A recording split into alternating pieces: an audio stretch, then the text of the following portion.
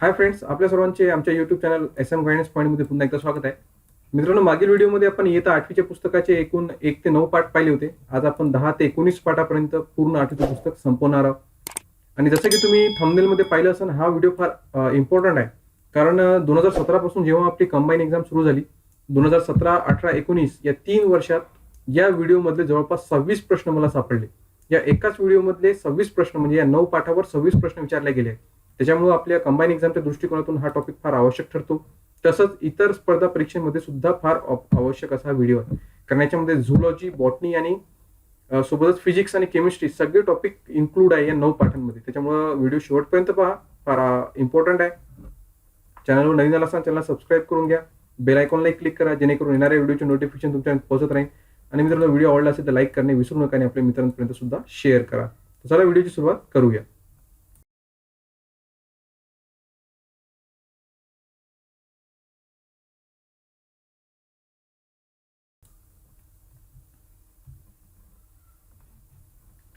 हा पाठ 10वा आहे, पेशी व पेशी अंगके. याच्या आधी मागच्या वर्षी म्हणजे 6वी 7वी मध्ये सुद्धा आपण पेशीबद्दल माहिती पाहिली, परंतु ती ढोबळ मानानं फक्त थोडक्यात होती. आता आपल्याला ही जी सिलेबस असतो स्टेट बोर्डचा, तो केंद्रीय पद्धती, समवर्ती पद्धतीमध्ये असतो. म्हणजे त्याची व्यापकता वाढत जाते. आता पेशी व पेशी अंगके पाठ मागं झाला, परंतु या पाठामध्ये आता प्रत्येक पेशी अंगकाचं डिटेलमध्ये माहिती दिली आहे, जी की आपल्या लोकसेवा आयोग, MPSC किंवा कोणताही लोकसेवा आयोग असो, त्याच्यामध्ये डिटेल माहिती विचारली जाते. त्याच्यात डिटेल माहिती दिली आहे. जसं की आता पेशीचे भाग, सगळ्यात पहिले पेशी भित्तिका. आपल्याला माहिती आहे की पेशी भित्तिका फक्त वनस्पती पेशी, शैवाल आणि कवक यांच्यामध्येच असते. प्राणी पेशीमध्ये पेशी भित्तिका नसते. त्याच्यातल्या कवक मध्ये जी पेशी भित्तिका असते ती कशाची बनली असते ती मला सांगितलं होतं मी, ती कायटिनची बनली असते. कायटिन काय आहे? एक जटिल शर्करेचं रूप असते. त्याच्यानंतर पेशी भित्तिका कशाची बनली असते? बाकीच्या ज्या असतात वनस्पती त्यांच्या, ते सेल्युलोज व पेक्टिन या कर्बोदकांपासून बनली असते. लक्षात ठेवा मित्रांनो, फार आवश्यक आहे. डिटेलमध्ये प्रश्न विचारले जातात, डीपमध्ये विचारले जातात. त्याच्यामुळे या गोष्टी माहित असणं आवश्यक आहे की पेशी भित्तिका ही सेल्युलोज व पेक्टिन या कर्बोदकांपासून बनलेली असते. आणि कालांतरानंतर ही पेशी भित्तिका काय करते? आवश्यकतेनुसार लिग्निन, सुबेरिन, क्युटिन अशी बहुवारिके पेशी भित्तिकेत तयार होतात. ही पेशी भित्तिकेत तयार होतात. काय होतात? Lignin, suberin, cutin. परंतु सुरुवातीला काय असते? सेल्युलोज व पेक्टिन हेच असतात. या आकृतीमध्ये तुम्ही पाहू शकता, हे एक पातळ थर आहे. त्याच्यामध्ये हे तुम्हाला हेमिसेल्युलोज, पेक्टिन, सूक्ष्मकाष्ठ तंतू, विद्राव्य प्रथिने, प्राथमिक आणि त्याच्यानंतर हे पेशी भित्तिकेचं एक स्वरूप आहे, जे तुम्हाला आकृतीमध्ये तुम्ही मोठे करून नंतर तुम्ही पाहू शकता. हे पुस्तकात सुद्धा अवेलेबल आहे. त्याच्यानंतर पेशी भित्तिकेनंतर दुसरा आहे प्रद्रव्य पटल किंवा पेशी पटल. प्रद्रव्य पटल किंवा पेशी पटल म्हणजे काय मित्रांनो, की तो पूर्ण पेशीमध्ये पसरलेला असतो, द्रवरूप भाग असतो. तर पेशीभोवती असणारे जे पातळ, नाजूक, लवचिक आवरण असून पेशीतील हे प्राणी पेशीचं सगळ्यात बाह्य आवरण असते आणि नाजूक असते, लवचिक असते आणि नाजूक असते आणि बाह्य घटकांना पर्यावरणापासून वेगळे करण्याचं हे काम करते. कशाचं बनले असते? की स्फुरील मेदाच्या 2 थरांमध्ये मिसळलेले प्रथिनांचे रेणू अशी प्रद्रव्य पटलाची रचना असते. कोणते रेणू? स्फुरील मेदाच्या 2 थरांमध्ये मिसळलेले प्रथिनांचे रेणू. हे बघा, हे 2 स्फुरील मेदांचे 2 थर आहे आणि मधामध्ये हे जे तुम्हाला लाल लाल दिसत आहे, हे प्रथिन आहे, त्याच्यामध्ये पसरलेलं असते. प्रद्रव्य पटल काही ठराविक पदार्थांना ये जा करू देते. म्हणजे याच्यातून हे पारदर्शक आहे, परंतु सर्वांसाठी पारदर्शक नाही, काही पदार्थांसाठी. मग निवड म्हणून त्याला निवडक्षम पारपटल म्हणतात. कारण काही पदार्थांना आत येऊ देते, काहीला येऊ देत नाही. म्हणून त्याला निवड, म्हणजे निवड करून तो आत येऊ देते, आत बाहेर जाऊ देते. म्हणून त्याला निवडक्षम पारपटल सुद्धा म्हणतात. या गुणधर्मामुळे काय होतो की पाणी झालं, क्षार झालं, ऑक्सिजन हे याच्या आतमध्ये जाऊ शकतात आणि बाहेर कार्बन डायऑक्साईड सारखे आणि इतर टाकाऊ पदार्थ बाहेर सुद्धा येऊ शकतात. आणि पेशी बाहेर काही बदल झाले तर पेशीतील पर्यावरण कायम ठेवण्याचं काम हे प्रद्रव्य पटलाचं असते. आता पेशीमध्ये काही क्रिया घडत असतात. कोणत्या क्रिया घडतात? तर पेशीमध्ये काही ऊर्जा वापरून काही क्रिया घडतात आणि काही ऊर्जा न वापरता घडतात. मग ऊर्जा वापरून घडणाऱ्या कोणत्या? पेशीय भक्षण. समजा बाहेरील पर्यावरणातून अन्न व इतर पदार्थ गिळंकृत करणे. समजा आपण काही खाल्लं तर आपल्या जे पण आपण खातो त्याचं ग्लुकोज बनते. तो ग्लुकोज म्हणजे शर्करा आपल्या रक्तामध्ये मिसळते आणि रक्तावाटे त्या शरीराच्या प्रत्येक अवयवापर्यंत पोहोचते आणि अवयवातल्या प्रत्येक पेशीपर्यंत पोहोचते. म्हणजे पेशी त्यांचं काय करते? भक्षण करते. त्याच्यानंतर पेशी उत्सर्जन. जेव्हा पेशी त्या पदार्थांचं भक्षण करते तर त्याच्यातून जे टाकाऊ पदार्थ निर्माण होतात त्यांना बाहेर सुद्धा टाकते. हे सगळ्यासाठी ऊर्जा लागते. त्या या ऊर्जा वापरून पेशीमध्ये घडणाऱ्या क्रिया आहे. आता जशा ऊर्जा वापरून काही क्रिया घडतात तशा ऊर्जा न वापरता सुद्धा काही क्रिया घडतात. मग कोणत्या क्रिया आहे त्या बघा, कोणत्या आहे? विसरण. विसरण म्हणजे काय? ऑक्सिजन O2, हे जे दोन आहे ना ते पायामध्ये असते, पण ते टायपिंग करताना मला लिहिता येत नव्हतं. O2 आणि CO2 म्हणजे ऑक्सिजन आणि कार्बन डायऑक्साईड सारखे लहान रेणू पेशीमध्ये घेणे आणि बाहेर सोडणे. जसं आपण बाहेर श्वसन करतो ना मित्रांनो, तसं श्वसन पेशीमध्ये सुद्धा होते. पेशी रक्तातलं ऑक्सिजन घेते, त्या ऑक्सिजन पासून पेशीमध्ये एटीपी म्हणजे ऊर्जा निर्माण होते. ऊर्जा निर्मितीनंतर त्याच्यातून पाणी आणि कार्बन डायऑक्साईड मुक्त होते, ते बाहेर पाठवलं जाते. हे सगळं ऊर्जा न वापरता होणाऱ्या क्रिया आहे. त्याच्यानंतर परासरण. जास्त पाणी कमी असलेल्या जास्त असलेल्या पाणी असलेल्या भागाकडून कमी पाणी असलेल्या भागाकडे निवडक्षम पारपटलातून होणारा पाण्याचा प्रवास म्हणजे परासरण. ही भौतिक क्रिया असून त्या घडण्याच्या 3 वेगवेगळ्या शक्यता आहेत. बघा, जे विसरण आहे याच्यावर परीक्षेत प्रश्न आलेला आहे. हे 3 प्रकारे होते विसरण. आता परासरण, नेमकं परासरण म्हणजे काय? हे डिपेंड आहे सगळं पाण्यावर. कसं? आता 3 क्रिया तुम्ही समजून घेतली ना, तुम्हाला परासरण कळून जाईल. आता सगळ्यात पहिले भाऊ समपरासरी. समजा पेशी आणि पेशीच्या बाहेर दोन्हीकडे सारखं पाणी आहे, त्याला म्हणतात समपरासरी स्थिती. म्हणजे पेशीमध्ये पण तेवढंच पाणी आहे आणि बाहेरच्या पर्यावरणात सुद्धा तेवढंच पाणी आहे, ते झालं समपरासरी. अवपरासरी म्हणजे काय? की पेशीमध्ये कमी पाणी झालं आणि बाहेर जास्त आहे, मग पेशी काय करते? बाहेरचं पाणी आत घेते. हे झालं अवपरासरी, म्हणजे पेशीमध्ये कमी आणि बाहेर जास्त. आणि अतिपरासरी म्हणजे पेशीमध्ये जास्त आणि बाहेर कमी, मग अशा वेळेस पेशी काय करते? आतमध्ये जास्त झालं तर त्याला बाहेर फेकते, त्याला अतिपरासरीमध्ये. आणि ज्या विसरण आणि परासरण या ज्या क्रिया आहे या ऊर्जा न वापरता घडत असतात. कशामध्ये? पेशीमध्ये. या सगळ्या या प्रद्रव्य पटलातूनच होत असतात. आता तिसरं आहे पेशीद्रव्य. तुम्हाला सांगितलं की पेशीद्रव्य हा पेशीमध्ये सगळीकडे पसरलेला असतो. तर प्रद्रव्य पटल व केंद्रक यामधील तरल पदार्थ यांना पेशीद्रव्य म्हणतात. केंद्रक आणि प्रद्रव्य पटल यांच्या दरम्यान तो तरल पदार्थ पसरलेला असतो, तो चिकट असतो आणि हालचाल करत असतो, तो स्वतः त्याला मुव्हेबल आहे तो. आणि त्याच्यामध्ये सगळी पेशी अंगके विखुरलेली असतात. आणि पेशीतील ज्या काही रासायनिक क्रिया घडतात ना, त्या या पेशीद्रव्यामध्ये माध्यम म्हणून होत असतात. आणि पेशी अंगके या व्यतिरिक्त असलेल्या पेशी भाग म्हणजे पेशीद्रव्य. म्हणजे पेशीमध्ये पेशी अंगकासोबतच पेशीद्रव्य सुद्धा असतो. पेशीद्रव्य आणि बाकीचे सगळे पेशी अंगक असतात. आणि पेशीद्रव्य हा अमिनो आम्ल, ग्लुकोज, जीवनसत्वे हे सगळे त्याच्यामध्ये साठवलेले असते पेशीद्रवामध्ये. आता आपण सगळ्यात महत्वाचा टॉपिक पाहणार आहोत, तो आहे पेशी अंगके. हा फार बारकाईने, लक्षपूर्वक, काळजीपूर्वक ऐका मित्रांनो, कारण फार जास्त प्रश्न याच घटकावर आलेले आहेत. तर पेशी अंगके म्हणजे नेमकं काय? विशिष्ट कार्य करणारे पेशीतील उपघटक म्हणजे पेशी अंगके. म्हणजे पेशीमध्ये जे काही कार्य केलं जाते, जसं आपलं शरीर आहे, आपल्या शरीराचं कार्य कोण करते? पाय, हात, पाय, डोळे, नाक आहे ना. हात, पाय, नाक, डोळे, कान हे आपले कार्य करण्याच्या अंगके आहे. तसंच पेशीमध्ये कार्य करण्याची काही अंगके आहेत, त्यांना पेशी अंगके म्हणतात. ही अंगके म्हणजे पेशीचे अवयव आहेत. जसं हात, पाय हे आपले अवयव आहेत, तसं पेशीचे हे अंगके म्हणजे त्यांचे अवयव असतात. प्रत्येक अंगाभोवती मेदप्रथिनयुक्त पटल असते. म्हणजे प्रत्येक अंगाला एक आवरण असते, त्याला मेदप्रथिनयुक्त पटल असते. केंद्रक व हरितलवक या व्यतिरिक्त इतर सर्व अंगके ही इलेक्ट्रॉन सूक्ष्मदर्शकाच्या मदतीने पाहता येतात. म्हणजे केंद्रक आणि हरितलवक हे थोडे आकाराने मोठे असतात, ते सहजासहजी तुम्हाला दिसून जातात. परंतु इतर अंगके पाहायचे असले तर तुम्हाला इलेक्ट्रॉन सूक्ष्मदर्शकच पाहिजे. तर आता पेशी अंगकामध्ये सगळ्यात पहिले आपण शिकणार आहोत केंद्रक. केंद्रक मित्रांनो, केंद्रक कसा असतो की ह्याला दुहेरी आवरण असतो. मी तुम्हाला आकृती दाखवतो म्हणजे तुम्हाला चांगल्या प्रकारे समजेल. हे बघा मित्रांनो, ही जी आकृती दिसत आहे ही केंद्रकाची आहे. याला दुहेरी आवरण असते. हा जो दिसत आहे ना, हा केंद्रकी म्हणजे काय? न्यूक्लियस असतो. आणि या जे मधातली पोकळी, इथे जागा जी भरलेली जागा दिसत आहे, इथे रंगसूत्रे असतात. त्यांना आपण जीन्स सुद्धा, त्याच्यावर जीन्स जनुके सुद्धा असतात, जीन्स असतात. ते पुढच्या पिढीमध्ये गुणसूत्रांना पाठवण्यामध्ये मदत करतात. आणि बाहेरच्या आवरणामध्ये केंद्रकी छिद्रे असतात. त्याच्यातून बाहेरून म्हणजे त्याच्यामधून आतमधून काही येण्या जाण्यास वाव असला पाहिजे म्हणून छिद्रे घेतात. आणि हे बाहेरचं काय? केंद्रकाचं आवरण आहे, केंद्रकाभोवतालचं आवरण आहे.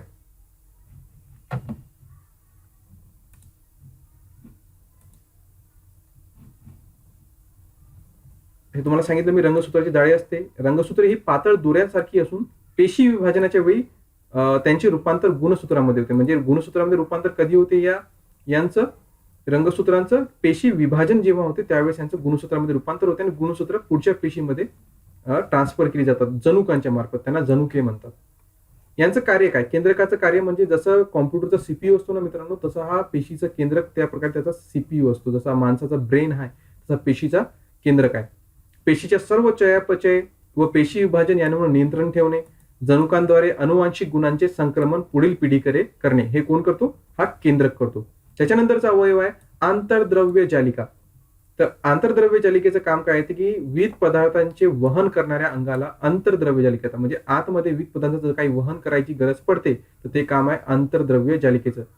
आंतरद्रव्य जालिका म्हणजे काय? तरल पदार्थांनी भरलेल्या सूक्ष्म नलिका व पट एकमेकांना जोडलेले जाऊन बनलेली जाळ्यासारखी रचना असते. तुम्हाला आकृती दाखव, तुम्हाला समजून जाईल.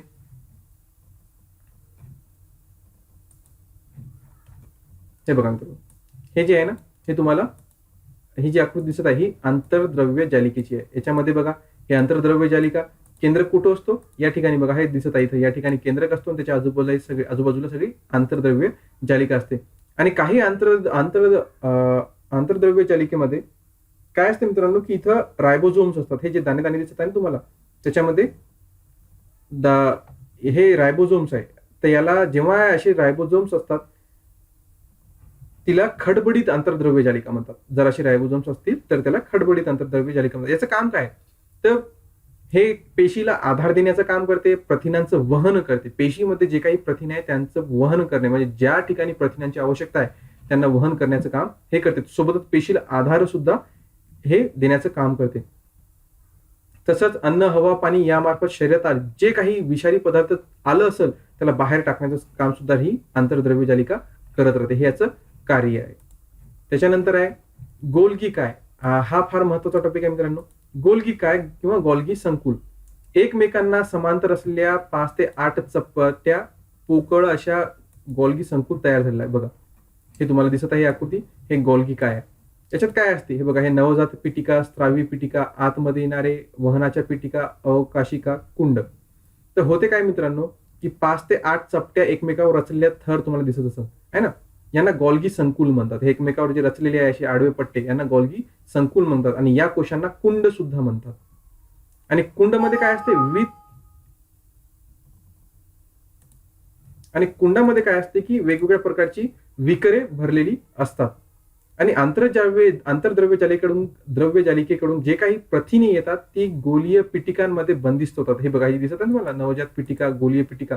हे गोलीय पिटिकामध्ये बंदिस्त होतात आणि या गोल्गी संकुलमध्ये येतात. आणि गोल्गी संकुलमध्ये आल्यानंतर त्यांच्या निर्मिती बाजूशी संयोग पाहून त्या द्रवकुंडामध्ये पाठवले जातात. म्हणजे यांच्यामध्ये, या पट्ट्यांमध्ये ती आतमध्ये याच्यामध्ये पाठवले जातात. आणि त्याच्यानंतर हे बघा, इथं गोल अवकाशिका दिसत आहे ना, याच्यातून ते बाहेर पडतात. आतमध्ये येणारे आणि त्याच्यातून बाहेर सुद्धा निघणारे.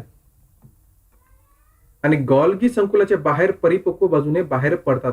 म्हणजे एक गोल्गी संकुल म्हणजे काय? जशी पॅकिंग मशीन असते मोठ्या कंपनीमध्ये, कोणतंही प्रोडक्ट आलं त्याला पॅक करणे आणि बाहेर पाठवणे, तर गोल्गी संकुलचं काम तसंच आहे की जे प्रथिने येतात त्यांना पॅक करून बाहेर पाठवणे. याचा शोध कोण लावला? तर याचा शोध लावला होता मित्रांनो कॅमिलिओ गोल्गी. या शास्त्रज्ञाने सर्वप्रथम गोल्गी संकुलाचं वर्णन केलं आणि त्यांच्या नावावरच मग याला गोल्गी संकुल हे नाव देण्यात आलं. तर शोध कोण लावला? नाव लक्षात ठेवा, कॅमिलिओ गोल्गी. या शास्त्रज्ञाने सर्वप्रथम गोल्गी संकुलाचं शोध लावलं होतं. याला काळी अभिक्रिया हे रंजन तंत्र त्यांनी विकसित केले. या तंत्राने त्यांनी चेतासंस्थेचा सखोल अभ्यास केला. त्या तंत्राचं नाव काय होतं? काळी अभिक्रिया हे रंजन तंत्र त्यांनी विकसित केलं होतं. कोण? कॅमिलिओ गोल्गी यांना.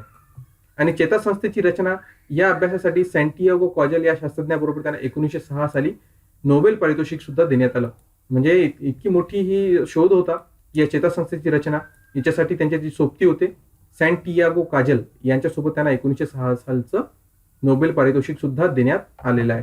आता याचं कार्य काय? त्याचं कार्य सुद्धा पाहून घेऊ. गोल्गी संकुल हे पेशीतील स्त्रावक अंग आहे, स्त्रावी अंग आहे. म्हणजे जो विकरे प्रथिने येतात त्यांना विकरांच्या रूपात ते पुढे स्त्रावन करते. पेशीत संश्लेषित झालेली विकरे, प्रथिने, वर्णके इत्यादी पदार्थांमध्ये बदल घडून त्यांची विभागणी करणे, त्यांना पेशीमध्ये किंवा पेशी बाहेर अपेक्षित ठिकाणी पोहोचवणे, हे गोल्गी संकुलचं काम असते. रिक्तिका व स्त्रावी पिटिका यांची निर्मिती करणे. रिक्तिका निर्मिती करणे आणि स्त्रावी पिटिका निर्मिती करणे गोल्गी संकुलचं काम आहे. पेशी भित्तिका, प्रद्रव्य पटल, लयकारिका यांच्या निर्मितीस मदत करते. कारण याच्यातून विकर निर्माण होतात आणि विकरांद्वारेच पेशी भित्तिका, प्रद्रव्य पटल आणि लयकारिका बनत असतात. हे तुम्हाला सांगितलं मी, कॅमिलिओ गोल्गी यांनी याचा शोध लावला होता. आणि काळी अभिक्रिया हे रंजन तंत्र त्यांनी विकसित केलं होतं. हे आपण पाहून घेतलं. त्याच्यानंतर आहे लयकारिका. हे तर मित्रांनो एमपीएससीच नाही तर इतक्या बाकीच्या स्पर्धा परीक्षा त्याच्यामध्ये भरपूर वेळेस याच्यावर प्रश्न आलेला आहे. याच्यावर प्रश्न येतो तो की आत्मघाती पिशव्या म्हणून कोणाला, पेशीच्या कोणत्या अंगकाला ओळखलं जाते? तर लयकारिका आहे ते, त्यांना आत्मघाती पिशव्या म्हणतात. का आत्मघाती पिशव्या म्हणतात की याचं एक कारण आहे, ते पाहू आपण. पेशीत घडणाऱ्या चयापचय क्रियामध्ये जे टाकाऊ पदार्थ तयार होतात त्यांची विल्हेवाट लावणारी संस्था म्हणजे लयकारिका. म्हणजे जे काही टाकाऊ पदार्थ निर्माण होते सगळं चयापचय झाल्यानंतर त्यांचं विल्हेवाट कोण लावते? लयकारिका लावते. आणि लयकारिका ही साधे एक पटलाने वेष्टित कोश असून त्यामध्ये पाचक विकर असतात. हे बघा, हे सगळं घातक आहे. याच्यामध्ये काय असते? पाचक विकर असते. आणि पाचक विकर म्हणजे काय? कोणत्याही गोष्टीला ते डिकम्पोज करून टाकते, त्याला संपवून टाकते. मग काय होते? कार्य काय करते बघा, रोगप्रतिकार यंत्रणा पेशीवर हल्ला करणाऱ्या जीवाणू विषाणूंना नष्ट करून टाकते. जर पेशीवर कोणता जीवाणू विषाणू हल्ला करत असेल, जसं की आता कोरोना आहे, तर त्याच्याशी लढा देते, परंतु त्याच्याशी प्रबल जर तो विषाणू ठरला तर ती पेशी संपून नष्ट होते. परंतु पहिले प्रतिकार केलं जाते कोणाद्वारे? लयकारिकाद्वारे. कारण याच्यामध्ये जो पाचक रस असतो ना, तो फार डेंजरस असतो. त्याच्यासोबत उद्ध्वस्त करणारे पदार्थ, जीर्ण व कमजोर जी पेशी अंगके आहे, कार्बनिक कचरा आहे किंवा टाकाऊ पदार्थ आहे, ते लयकारिकेमार्फत बाहेर टाकले जाते. त्याच्यासोबत याला आत्मघाती पिशव्या का म्हणतात? की एखादी पेशी जुनी झाली किंवा खराब झाली तर लयकारिका काय करते? स्वतः ब्लास्ट होते, फुटते. त्याच्यामुळे त्याला आत्मघाती म्हणतात. फुटते आणि त्यातील विकरे काय करतात? त्या पेशीच पचन करून टाकतात. स्वतःच्या सर्वच्या सर्व पेशीचं पचन करून टाकतात, म्हणजे फुटतात. म्हणून त्यांना आत्मघाती पिशव्या म्हणतात, कारण स्वतःच्याच पेशीचं ते पचन करून टाकतात. फार इम्पॉर्टंट आहे मित्रांनो, लक्षात ठेवा. उपासमारीच्या काळात लयकारिका पेशीत साठवलेल्या प्रथिने व मेद यांचे पचन करते. तर जे उपासमारीच्या काळात म्हणजे जेव्हा अन्नधान्य जर एखाद्या पेशीला तिथपर्यंत ते ऊर्जा भेटत नसेल, त्यावेळेस लयकारिका काय करते? पेशीत साठवलेलं जे प्रथिन किंवा मेद आहे यांचं पचन करण्यास सुरुवात करते. त्याच्यानंतर आहे तंतुकणिका. तंतुकणिका पॉवर हाऊस म्हणतात त्याला. पेशीचं पॉवर हाऊस म्हणजे ऊर्जा केंद्र म्हणजे तंतुकणिका. का? कारण ते पेशीला ऊर्जा पोहोचवण्याचं काम करते. आणि तंतुकणिकेला सुद्धा दुहेरी आवरण असते. बाह्य आवरण सच्छिद्र असते, तर आतील आवरण हे घड्यांनी बनलेलं असते. याची सुद्धा आकृती पाहूया आपण, म्हणजे तुम्हाला चांगल्या प्रकारे कळून जाईल. हे बघा, हे जे आहे हे लयकारिका आहे, आत्मघाती पिशव्या आपल्या. आणि हे आहे तंतुकणिका. दुहेरी आवरण आहे, या दुहेरी आवरण असते. हे आतील आवरण आणि हे बाह्य आवरण. हे तुम्हाला दोन आवरण दिसत आहे. त्याच्यानंतर या आतमधल्या ज्या सशिक आणि तंतुकणिकेतील द्रव्य. बाहेरील आवरण हे सच्छिद्र असते, म्हणजे आता आतमध्ये काही येऊ शकते. आणि तंतुकणिके आतील पोकळीत असलेल्या जेली सदृश्य द्रव्यात, तर हे बघा, हे जेली सदृश्य तुम्हाला दिसत आहे. या जेली सदृश्य मध्ये काय असते? द्रव्यामध्ये रायबोझोम्स असतात, फॉस्फेट कण असतात, डिऑक्सिरायबोन्यूक्लिक आम्ल म्हणजे डीएनए असते. त्याच्यासोबतच तंतुकणिका पेशीतील कर्बोदके व मेदांच्या विकरांच्या साह्याने ऑक्सिडीकरण करते व मुक्त झालेल्या ऊर्जा एटीपी ॲडिनोसिन ट्रायफॉस्फेटच्या रूपात साठवते. प्राणी पेशीपेक्षा वनस्पती पेशी तंतुकणाची संख्या कमी असते. म्हणजे हे ऊर्जा कुठून तयार करते? पॉवर हाऊस आहे ना, पेशीला ऊर्जा कुठून तयार करते? तर जे काही त्याच्यामध्ये क्रिया होतात त्याच्यापासून ती एटीपी तयार करते. त्यांना ॲडिनोसिन ट्रायफॉस्फेट ही ऊर्जा समृद्ध होते, त्याच्यापासून त्यांना ऊर्जा प्राप्त होते. आणि याच्यातील जी ऊर्जा आहे ते स्वतःसाठी प्रथिने, कर्बोदके, मेद यांचे संश्लेषण करण्याचं काम त्या तंतुकणिकेत होतं, तंतुकणिकेमध्येच होते. त्याच्यानंतर आहे रिक्तिका. रिक्तिका मित्रांनो वनस्पती पेशीमध्ये मोठी असते, प्राणी पेशीमध्ये छोटे असतात आणि एकपेक्षा जास्त सुद्धा असू शकतात. घटक द्रव्याचं साठवण करणारा अंगक म्हणजे पेशी अंगक म्हणजेच रिक्तिका होय. आणि रिक्तिकांना ठराविक आकार नसतो, त्या कोणत्याही आकाराचा असू शकतात. पेशीच्या गरजेनुसार रिक्तिकीची रचना बदलत जाते आणि रिक्तिकीचे पटल हे एकपदरी असते. पेशीचा परासरण दाब नियंत्रित ठेवणे. परासरण दाब तुम्हाला माहिती आहे, तुम्हाला कळालं. परासरण म्हणजे जे पाण्याची अवस्था असते कमी जास्त, त्याला परासरण म्हणतात. चयापचय क्रियेत बनलेली उत्पादित साठवणे. प्राणी पेशीतील रिक्तिका टाकाऊ पदार्थ साठवतात, तर अमेबीच्या रिक्तिकेत अन्नपचन पूर्वी साठवलं जातं. आणि वनस्पती पेशीतील रिक्तिका पेशी द्रवाने भरलेल्या असतात, त्यामुळे त्या पेशीला ताठरता व सदृढता येते. त्याच्यानंतर आहे लवके. तर लवके कोणते? तर दोन प्रकारची लवके आहे मित्रांनो. द्विपटलयुक्त असून ती दोन प्रकारची असतात. एक आहे अवर्ण लवके आणि दुसरी आहे वर्ण लवके. अवर्ण लवके ही रंगहीन असतात आणि वर्ण लवके ही रंग म्हणजे त्यांना रंग असतो. जसं की हरित लवक हा एक वर्ण लवक आहे आणि इतर प्रकारच्या वर्ण लवकात रूपांतरित होऊ शकतो. म्हणजे उदाहरणतः एखादा टोमॅटो आहे, त्याचा रंग हिरवा राहतो, परंतु तो पिकला का लाल होऊन जातो आहे ना. हरितद्रव्य म्हणजे लाल झाला म्हणजे हरितद्रव्य नष्ट झाला. कारण हरितद्रव्य जर असला तर हिरवाच रंग राहिला असता, परंतु तो नष्ट होतो आणि त्याला लाल रंग प्राप्त होतो. पण लाल रंग मग कशामुळे प्राप्त होतो? तर त्याच्यामध्ये लायकोपिन हा नवीन द्रव तयार होतो. लायकोपिन, त्याच्यामुळे त्याला लाल रंग प्राप्त होतो. तो हरितलवक जे आहे मित्रांनो, तो हरितलवकच्या पिटिकेमध्ये प्रकाश संश्लेषणासाठी विकरे, डीएनए, रायबोझोम्स व पिष्टमय पदार्थ असतात. हे सगळ्या गोष्टींमुळे प्रकाश संश्लेषण या हरितलवकामुळे होऊ शकतो. लवकांचं कार्य काय? हरितलवके सौर ऊर्जा शोषून तिचे रासायनिक ऊर्जेत म्हणजेच अन्नात रूपांतर करतात. वर्णलवकामुळे फुले, फळे यांना रंग प्राप्त होतो. अवर्णलवके ही पिष्टमय पदार्थ व प्रथिनांचे संश्लेषण व साठवण करतात. त्याच्यानंतर एक महत्वाची माहिती आहे, राष्ट्रीय पेशी विज्ञान केंद्र national centre for cell science म्हणजे NCCS ही भारत सरकारच्या जैव तंत्रज्ञान विभागांतर्गत कार्यरत असलेली एक स्वायत्त संस्था आहे. या संस्थेचे कार्यालय कुठे आहे? तर हे कार्यालय सावित्रीबाई फुले विद्यापीठ पुणे येथे स्थित आहे. पेशीजीव विज्ञानामध्ये संशोधन करते, त्याच्यासोबत राष्ट्रीय प्राणीपेशी भांडारासाठी सेवा देण्याचे प्रमुख कार्य करते आणि कॅन्सर सारख्या रोगांवर सुद्धा उपचाराबाबतचे संशोधन कार्य या केंद्रावर केलं जाते आणि हे पुणे इथे स्थित आहे. इथं हा आपला पेशी व पेशी अंगके पाठ संपतो. यानंतर पाठ चालू होतो 11वा. तो पण फार इम्पॉर्टंट आहे कारण तो आपल्या शरीराशी रिलेटेड आहे. मानवी शरीर व इंद्रिय संस्था याच्यावर सुद्धा फार प्रश्न आलेले आहेत. त्याच्यात पहिला आहे, श्वसनाची प्रक्रिया ही 3 टप्प्यांमध्ये होते. आपल्याला श्वसन म्हणजे फक्त बाहेरच माहित आहे, जे आपण नाकाद्वारे घेतो आणि सोडतो. तर ते फक्त श्वसन ते नाहीये, 3 प्रकारचे श्वसन आहे. सगळ्यात पहिलं बहिःश्वसन किंवा बाह्य श्वसन म्हणजे जे नाकावाटे आपण घेतो ते फुफ्फुसात जाते, तिथून कार्बन डायऑक्साईड घेतो ते बाहेर सोडलं जाते आणि जे बाहेर सोडतो त्याला आपण उच्छवास म्हणतो आहे ना. तर याला बाह्य श्वसन म्हणतात. मग फुफ्फुसा वाटे होणाऱ्या 2 क्रियांना एकत्रितपणे श्वसन म्हणतात. म्हणजे घेणे सोडणे, श्वास घेणे आणि सोडणे म्हणजे उच्छवास यांना मिळून बाह्य श्वसन किंवा बाह्य श्वसन म्हटलं जाते. आता अंतःश्वसन म्हणजे काय? आता हे बऱ्याच लोकांना माहित असेल किंवा बऱ्याच लोकांसाठी नवीन टॉपिक असेल की बाह्य श्वसन अंतःश्वसन म्हणजे काय, की आपल्या शरीरामध्ये सर्व पेशी आणि रक्त या दरम्यान होणाऱ्या वायूच्या देवाणघेवाणीला अंतःश्वसन म्हणतात. जेव्हा आपण श्वसन करतो ते रक्तात जेव्हा मिक्स होते ऑक्सिजन तो त्या पेशीपर्यंत जातो आणि पेशी काय करतात की तो जो रक्तातला ऑक्सिजन आहे ते स्वतः घेतात. त्या श्वसनाला अंतःश्वसन म्हणतात. ते पेशीमध्ये होते आणि रक्तातून पेशीमध्ये ऑक्सिजन जातो व पेशीतून काय होतं, पेशीतून रक्तामध्ये कार्बन डायऑक्साईड सोडल्या जातो.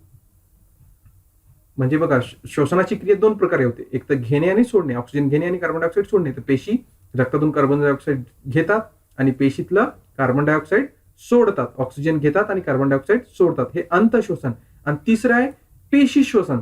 जेव्हा पेशी या रक्तातलं ऑक्सिजन घेतात ना, तर पेशीच्या आतमध्ये काय होते, ऑक्सिजनमुळे पेशींतील ग्लुकोज सारख्या विद्राव्य घटकांचे मंद ज्वलन होते. आणि तुम्हाला माहिती आहे, जसं गाडीमध्ये पेट्रोल असतो, पेट्रोलचं ज्वलन झालं तरच इंजिन फिरतो, ऊर्जा निर्मिती होते. तसं आपल्या पेशीमध्ये सुद्धा ऑक्सिजन घेतो, ग्लुकोजचं विद्राव्य घटकांचं मंद ज्वलन होते आणि ज्वलन होऊन ऊर्जा निर्मिती होते. त्याला ATP म्हणतात, ॲडिनोसिन ट्रायफॉस्फेट. या रूपात ती ऊर्जा मोकळी होते आणि त्या ऊर्जेद्वारे पेशी कार्य करू शकतात. आता ते ज्वलन झाल्यानंतर काय होते, ज्वलन झाल्यामुळे कार्बन डायऑक्साईड व जलबाष्प हे निरुपयोगी पदार्थ तयार होतात. या क्रियेला पेशी श्वसन असं म्हटलं जाते. फार इम्पॉर्टंट आहे मित्रांनो, लक्षात ठेवा. 3 प्रकार आहे श्वसनाचे, ते पाहिले आपण. हे बघा, श्वसनाची प्रक्रिया. श्वसनामध्ये सगळ्यात पहिला भाग चालू होतो नाकापासून. मी तुम्हाला इथं सांगतो.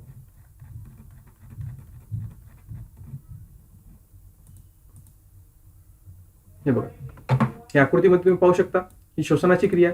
सुरुवात कुठून होते? नाकपोकळी, नाकापासून. जेव्हा आपण श्वसन करतो म्हणजे ऑक्सिजन आत जाते आणि सगळ्यात पहिली चाळणी या ठिकाणी नाकात असते मित्रांनो. म्हणजे नाकात असणारे केस आणि चिकट पदार्थ जो असतो, तो चिकट पदार्थ नाकामधून आपण जे श्वास घेतलं त्याची चाळून तो आत जातो. म्हणजे मग त्याच्यामध्ये काही कीटक असतील, विषाणू असतील, व्हायरस असतील, ते सगळ्यात पहिले चाळण्याचं काम या ठिकाणी होतं. त्या चिकट पदार्थाला किंवा केसाला ते चिटकून जातात आणि फक्त शुद्ध हवा आत जाते.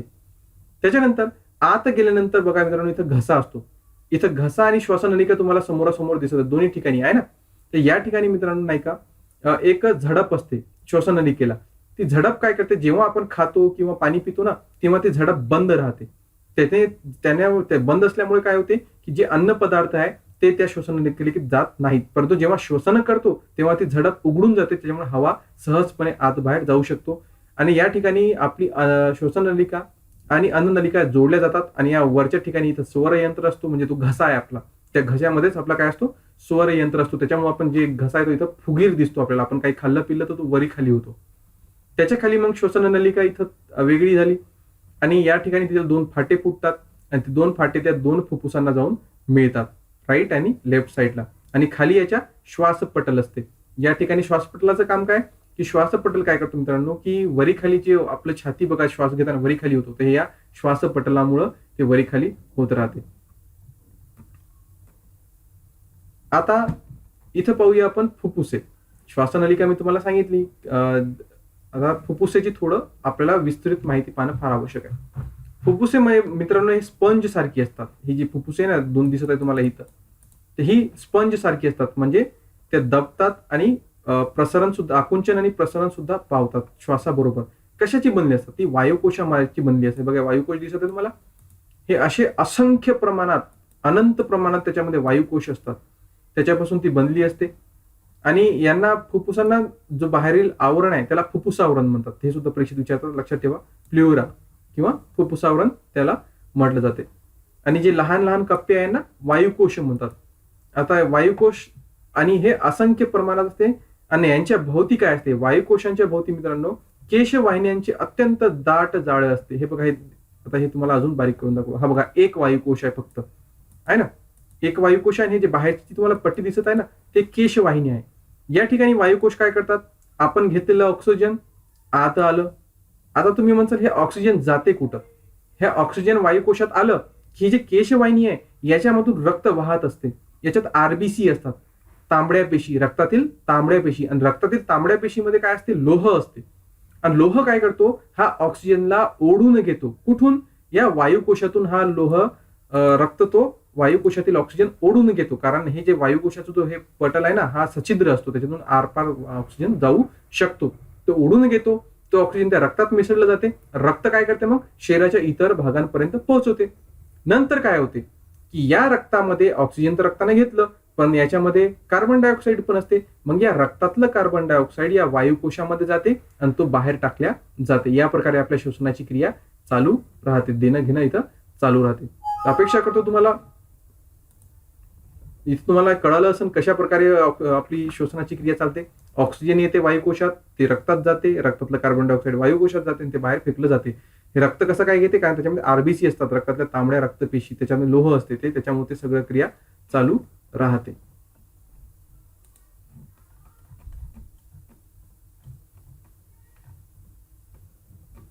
त्याच्यानंतर आहे श्वसन संस्थानंतर रक्ताभिसरण संस्था. हे पण फार महत्वाचं आहे. शरीराच्या निरनिराळ्या अवयवांमध्ये पाणी, संप्रेरके, ऑक्सिजन, विद्राव्य, अन्न घटक, टाकाऊ पदार्थ असे विविध पदार्थांचे वहन रक्ताभिसरण संस्था करत असते. तर रक्ताभिसरण मार्फे ऑक्सिजन जातो, पाणी आणि म्हणजे सगळे घटक शरीराच्या अवयवांपर्यंत पोहोचवण्याचं काम रक्ताभिसरण संस्था करते. मानव आणि उच्चतर प्राण्यामध्ये रक्ताभिसरणासाठी स्वतंत्र संस्था असते. आणि रक्ताभिसरण संस्थेमध्ये हृदय, रक्तवाहिनी आणि केशिकांचा समावेश असतो. याच्यामध्ये 3 घटक आहे: हृदय, रक्तवाहिनी आणि केशिका. सगळ्यात पहिला आहे हृदय.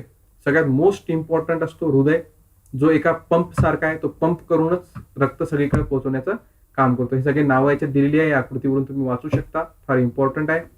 तर छातीच्या पिंजऱ्यामध्ये जवळजवळ मध्यभागी, हृदय हा आपल्या मध्यभागी असतो छातीच्या पिंजऱ्याच्या, आणि बरगड्यांच्या पाठीमागं असतो दोन्ही फुफ्फुसांच्या मध्ये, आणि थोडेसे डाव्या बाजूला तो कललेला असतो. आणि आपल्या हृदयाचा आकार केवढा असतो? तर आपली जी हाताची मूठ आहे, जर मूठ बांधली तर तेवढ्याच आकाराचा आपला हृदय असतो. आणि त्याचं वजन असतो साधारणपणे 360 ग्रॅम. लक्षात ठेवा, आकडेवारी महत्वाची आहे. हृदयाचा वजन असतो 360 ग्रॅम. आणि आपल्या हृदयाभोवती दुपदरी आवरण असते. कशासाठी? की 2 थरामध्ये एक द्रव पदार्थ असतो, जो की काही घर्षण झालं तर त्याच्यापासून किंवा धक्क्यापासून आपल्या हृदयाला संरक्षित ठेवतो. आणि मानवी हृदय एक स्नायुमल मांसल अवयव आहे. म्हणजे स्नायूचं मांसल स्नायू आहे. आणि हृदय स्नायूचं बनलेलं असते. आणि हे अनैच्छिक स्नायू आहे. तुम्हाला सांगितलं होतं मी मागच्या व्हिडिओमध्ये की स्नायू 2 प्रकारचे, ऐच्छिक आणि अनैच्छिक. ऐच्छिक म्हणजे जे आपल्या कंट्रोलमध्ये आहे, त्यांना आपण जसं म्हटलं तसं काम करतो. जसं हाताचे स्नायू, जसं आपण हाताला म्हटलं तसंच हात करेल. परंतु हृदय आपल्या कंट्रोलमध्ये नाहीये, तो स्वतःची क्रिया स्वतः करता येतो. त्याला अनैच्छिक म्हणतात. ते अनैच्छिक स्नायू आहे. त्यांचे आकुंचन आणि शिथिलीकरण एका निश्चित तालात होत असते. यालाच हृदयाचे स्पंदन सुद्धा म्हणतात. हृदयाच्या आतील उभ्या पडद्यामुळे डावे आणि उजवे असे 2 भाग पडतात. सोबत पुन्हा या 2 भागाचे कप्पे पडतात. आणि अशा प्रकारे हृदयाचे 4 कप्पे पडतात. लक्षात ठेवा, हृदयाचे किती कप्पे पडतात? 4 कप्पे पडतात. आपण पुढच्या इयत्ता 9वी आणि 10वीच्या पुस्तकात अजून हृदयाचा डिटेल अभ्यास करणारच आहोत. वरच्या कप्प्यांना अलिंद तर खालील कप्प्यांना निलय असं संबोधलं जाते. त्याच्यानंतर आहे रक्ताभिसरण संस्थेचा दुसरा पार्ट म्हणजे रक्तवाहिन्या. त्यांचा रचना व कार्य पाहूया. हृदयाची स्पंदने सतत चालू असते, त्यामुळे रक्तवाहिन्यात सतत रक्त हा फिरत राहते. रक्तवाहिन्या प्रामुख्याने 2 प्रकारच्या आहेत. त्या रोहिणी किंवा धमन्या, दुसरा आहे नीला किंवा शिरा. रोहिणी किंवा धमन्या म्हणजे काय? की हृदयापासून शरीराच्या भागापर्यंत ऑक्सिजन युक्त ऑक्सिजन युक्त रक्त वाहून नेण्याचं काम रोहित किंवा धमन्या करतात. परंतु फुफ्फुस धमनी एकच अशी आहे की त्याच्यामध्ये ऑक्सिजन युक्त फुफ्फुस धमनी व्यतिरिक्त म्हणजे फुफ्फुस धमनी एकटीच अशी आहे की त्याच्यामध्ये ऑक्सिजन युक्त रक्त नसतो तर कार्बन डायऑक्साईड युक्त असतो त्याच्यामध्ये.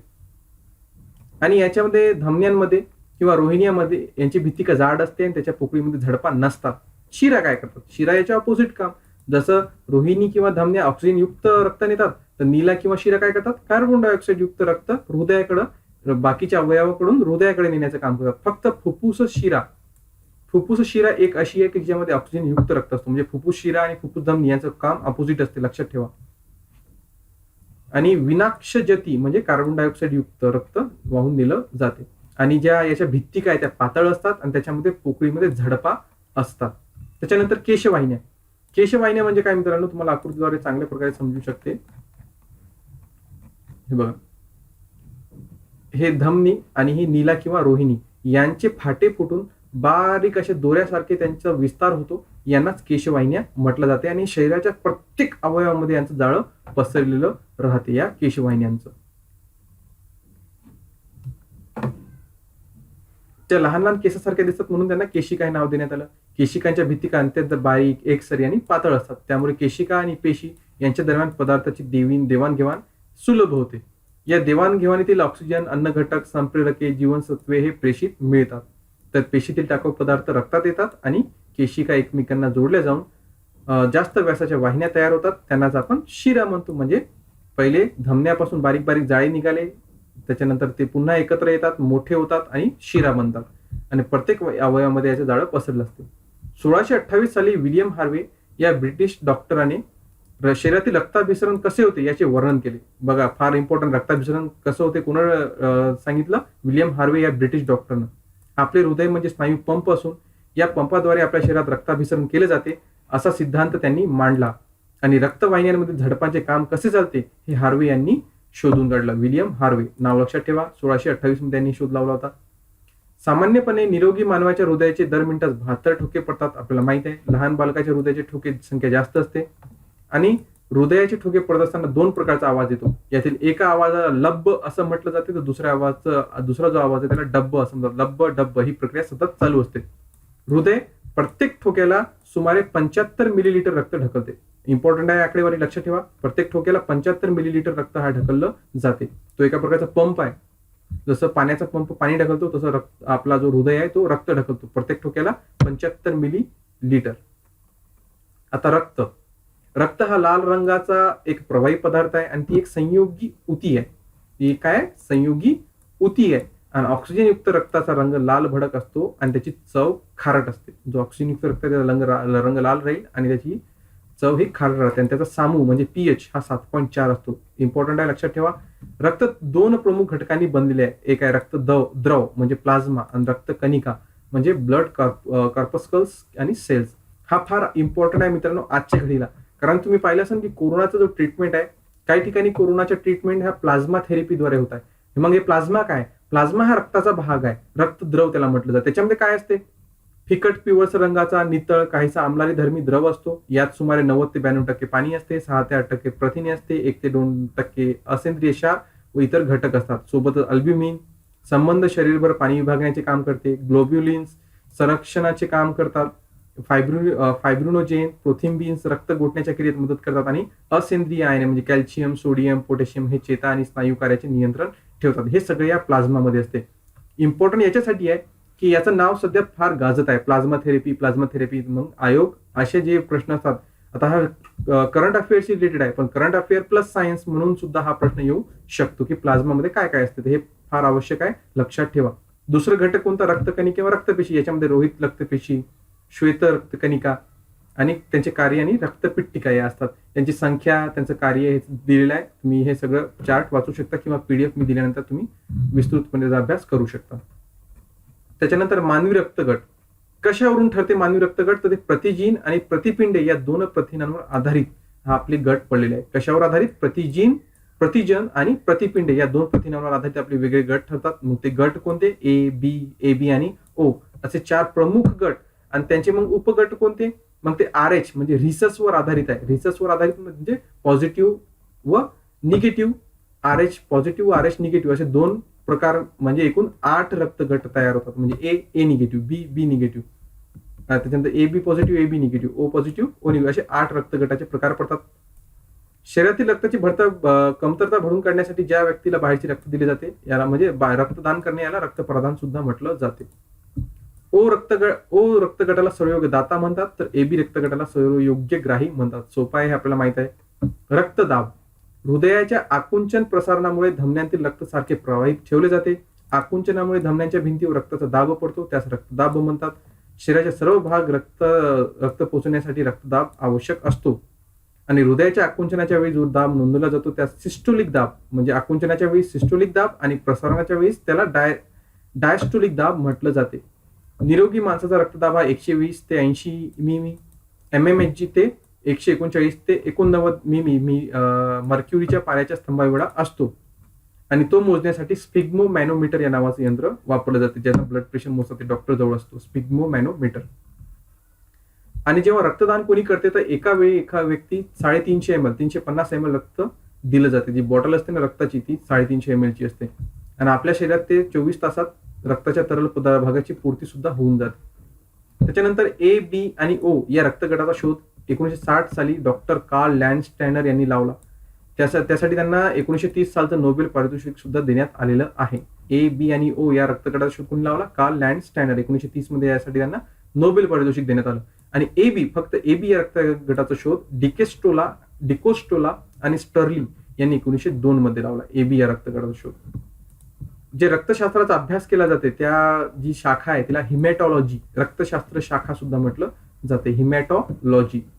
इथं हा आपला पाठ संपतो आणि दुसरा नवीन पाठ चालू होतो, तो आहे आम्ल, आम्लारी आणि ओळख.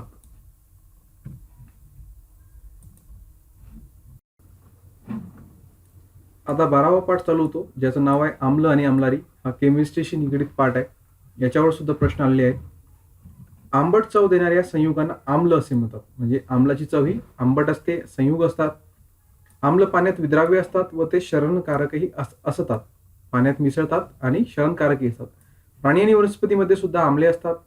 जसे की तुम्हाला माहित असेल की आपल्या शरीरामध्ये सुद्धा आम्ल आहे, त्याच्यामुळे आपलं पचन होते. तुम्ही पाहिलं असेल की ऍसिडिटी हा रोग होतो. ऍसिडिटी म्हणजे काय? ऍसिडचं प्रमाण जास्त होऊन जातो, तेव्हा आपल्याला ऍसिडिटी झाली अशी असं म्हणतात की आम्लचं प्रमाण जास्त होतं.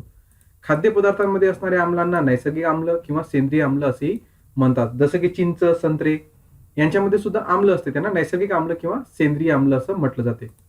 आता कोणतं पदार्थ आम्ल आहे, कोणतं पदार्थ आम्लारी आहे हे ओळखण्यासाठी दर्शक वापरलं जाते. तर जे पदार्थ आम्ल किंवा आम्लारीच्या संपर्काने रंग बदलतात त्यांना दर्शक म्हणतात. तर हे दर्शक वेगवेगळ्या प्रकारचे आहेत. जसं की प्रयोगशाळेतील दर्शक.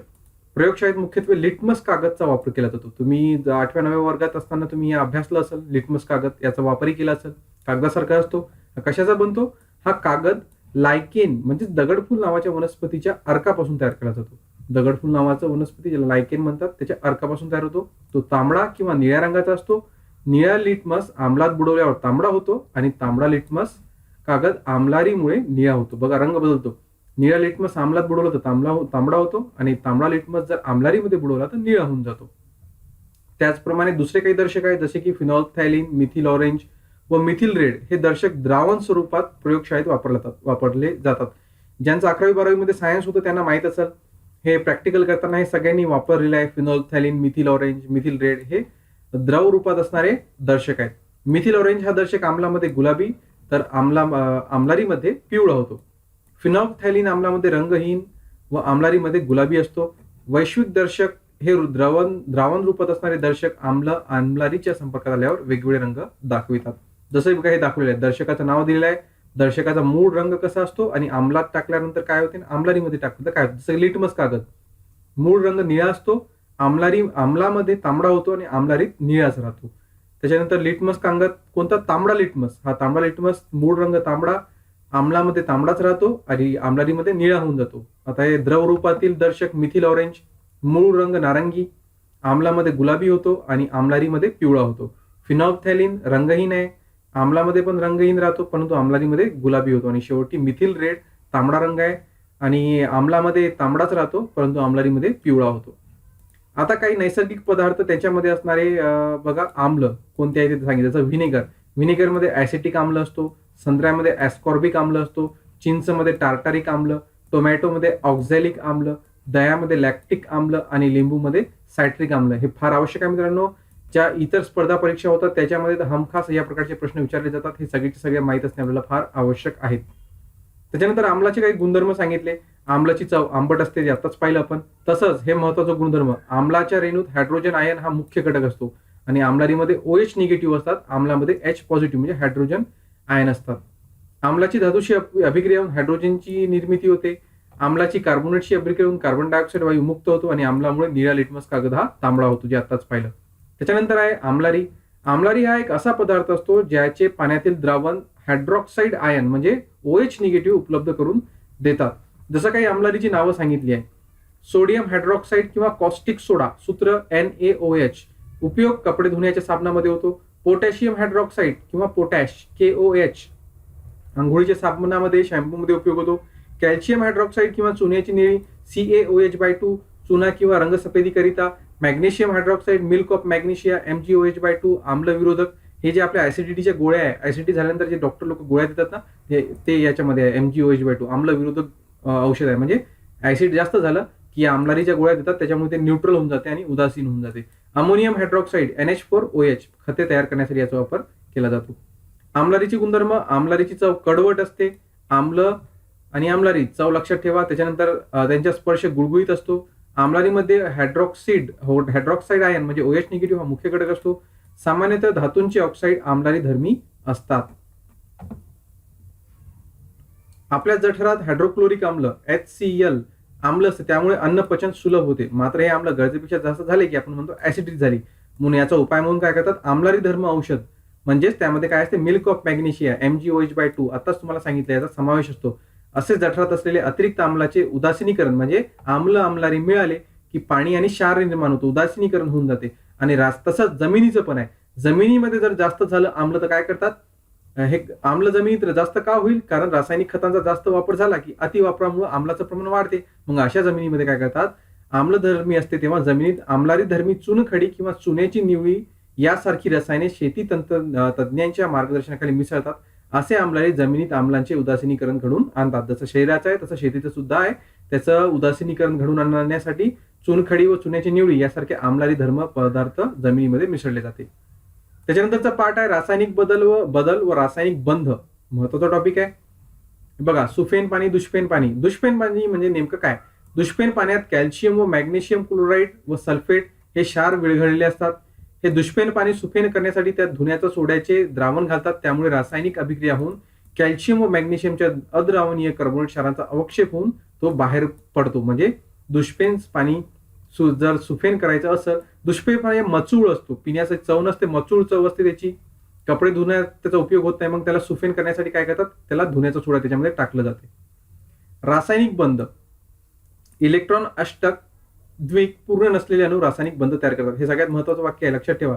जर इलेक्ट्रॉनचं अष्टक म्हणजे बाहेरचे जे इलेक्ट्रॉनचे संयोजक कवच आहे त्याच्यामध्ये 8 इलेक्ट्रॉन असतील किंवा द्विक 2 नसतील, म्हणजे अष्टक पूर्ण असलं पाहिजे किंवा द्विक पूर्ण असलं पाहिजे, तरच ते रासायनिक बंध निर्माण करतात. जर अष्टक पूर्ण असेल, द्विक पूर्ण असेल तर ते बंध निर्माण करत नाही. यामागचे कारण असे की रासायनिक बंध तयार करताना अणू त्यांच्या संयोजक इलेक्ट्रॉनचा उपयोग करतात. जसं मी तुम्हाला एखादं पुस्तकातून तुम्हाला चांगल्या प्रकारे सांगू शकतो बघा.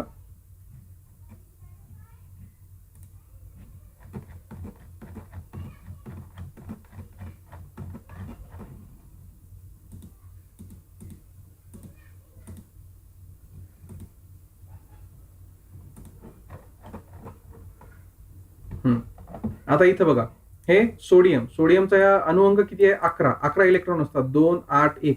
शेवटचा जे आहे त्याच्यामध्ये एकच आहे ना, म्हणजे शेवटच्या जी कक्षा आहे ती पूर्ण नाही आहे, म्हणजे हे रासायनिक बंध तयार करू शकते. पण जर शेवटची कक्षा पूर्ण असती तर इथं तयार करता आले असते का, नाही. तर हे लक्षात ठेवा. तर हे रासायनिक बंध केव्हा करतात, जेव्हा शेवटचा जे संयोजक कवच आहे ते पूर्ण नसेल तरच. तर बंध 2 प्रकारचे असतात रासायनिक बंध, एक आहे आयनिक बंध आणि दुसरा आहे सहसंयोजक बंध. तर पाहून घेऊ. आयनिक बंध काय, परस्पर विरुद्ध प्रभार असलेल्या धन आयन व ऋण आयन यांच्यामधील स्थितिक विद्युत आकर्षण बलामुळे तयार होणाऱ्या रासायनिक बंधाला आयनिक बंध किंवा विद्युत संयुज बंध म्हणतात. एक किंवा अधिक आयनिक बंधामुळे तयार होणाऱ्या संयुगाला आयनिक संयुग म्हणतात. आता हे कसं होतं मला सांगतो मी, हे आकृतीवरून तुम्हाला चांगल्या प्रकारे समजेल. बघा, हा सोडियमचा अणू आहे. सोडियमच्या अणूमध्ये हा केंद्रक पहिल्या कक्षेमध्ये 2 इलेक्ट्रॉन, दुसऱ्या कक्षेमध्ये 8, 10 झाले आणि शेवटच्या मध्ये 1 असतो. ठीक आहे. आणि हे कोणासोबत संयुग तयार करताय? क्लोरीन सोबत, सीएल सोबत. त्याचा अणुंग किती आहे सीएलचा? 17. मग पहिल्या याच्यात 2, दुसऱ्या याच्यात 8 आणि शेवटच्या याच्यात 7. एक बघा, आता या सोडियम जवळ शेवटच्या मध्ये 1 आहे आणि याच्या शेवटच्या याच्यामध्ये 7 आहे. म्हणजे याला अष्टक पूर्ण करण्यासाठी किती पाहिजे? क्लोरीनला 1 पाहिजे. मग हा 1 कोणापासून घेतो? या सोडियम पासून घेतो, कारण याची संयुजा 1 आहे, दोघांची संयुजा 1 आहे ना. हे एक देते, हे एक घेते, संयुजा 1 आहे. आपण संयुजा कशी तयार होते आपण सांगितलं होतं, पाहिलेलं आहे मागच्या पाठामध्येच. तर हे काय करते मग बघा, हे NaCl हा नवीन संयुग तयार झाला. यानं 1 घेतला, क्लोरीननं 1 घेतला. म्हणजे आता याच्यावर इलेक्ट्रॉन 1 घेतला म्हणजे ऋण जो निगेटिव्ह चार्ज आहे तो जास्त झाला, म्हणून तो निगेटिव्ह होऊन जातो. आणि सोडियमनं काय केलं? 1 निगेटिव्ह देऊन टाकला, मग केंद्रकात पॉझिटिव्ह जास्त होतो, म्हणून पॉझिटिव्ह दाखवला जातो. जसं 2 अणूमध्ये होतो तसं 2 पेक्षा जास्त अणूमध्ये सुद्धा हे आयनिक संयुग तयार होतो. जसं की हे क्लोरीन, मॅग्नेशियम आणि पुन्हा एक क्लोरीन आहे ना. तर इथं काय आहे? इथं काय करतो? क्लोरीनची संयुजा 1 आहे, मॅग्नेशियमची इथं संयुजा किती आहे? शेवटच्या शेवटच्या कक्षामध्ये 2 आहे. मग हा 1 याला देईल आणि 1 याला देईल, म्हणजे तिघाचं मिळून एक संयुग तयार होतो. ज्यांनी घेते ते निगेटिव्ह होतात आणि ज्यांनी दिलं तो पॉझिटिव्ह होता. यानं 2 दिले, 1 याला दिला, 1 याला दिला, म्हणजे तो 2 पॉझिटिव्ह आले आणि हा 1 घेतला म्हणून हे निगेटिव्ह झाले. हा झाला आयनिक बंध. अपेक्षा करू तुम्हाला समजलं असेल. सोपा टॉपिक आहे, सोपा आहे. सहसंयुज बंध म्हणजे काय? आता जसं पहिले पाहून घेऊ याची व्याख्या. जेव्हा सारखे गुणधर्म असलेल्या मूलद्रव्यांच्या अणूंचा संयोग होतो तेव्हा साधारणपणे सहसंयुज बंध तयार होतो. अशा अणूंमध्ये इलेक्ट्रॉनचे आदान प्रदान म्हणजे देवाणघेवाण होऊ शकत नाही. त्याऐवजी अशा अणूंमध्ये इलेक्ट्रॉनचे संधान केलेले इलेक्ट्रॉन दोन्ही अणूची सामायिक मालमत्ता झाल्यामुळे दोन्ही अणूंचे इलेक्ट्रॉन अष्टक द्विक पूर्ण होते. बघा, हे आकृतीशिवाय तुम्हाला फक्त व्याख्या समजणार नाही. जसं की आता हे हायड्रोजनचा अणू आहे.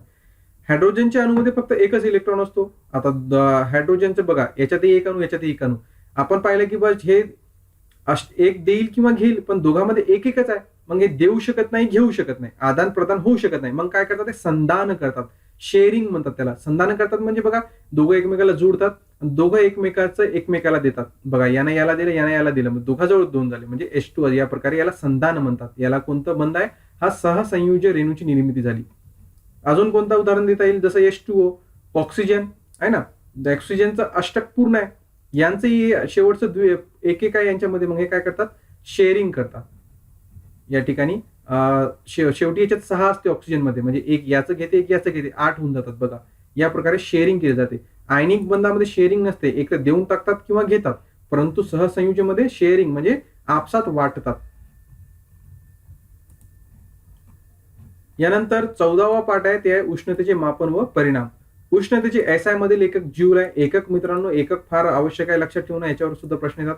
उष्णतेचं एकक SI पद्धतीमधील जूल आहे व CGS मध्ये कॅलरी आहे.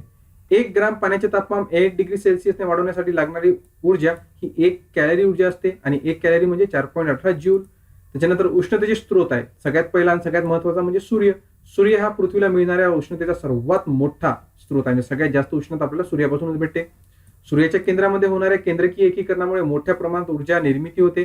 केंद्रकीय एकीकरण प्रक्रियेमध्ये हायड्रोजनच्या केंद्रकाचा संयोग होऊन हेलियमचे केंद्रक तयार होतात व त्यातून ऊर्जा निर्मिती होते. ही प्रक्रिया आपल्याला माहित आहे सगळ्यांना.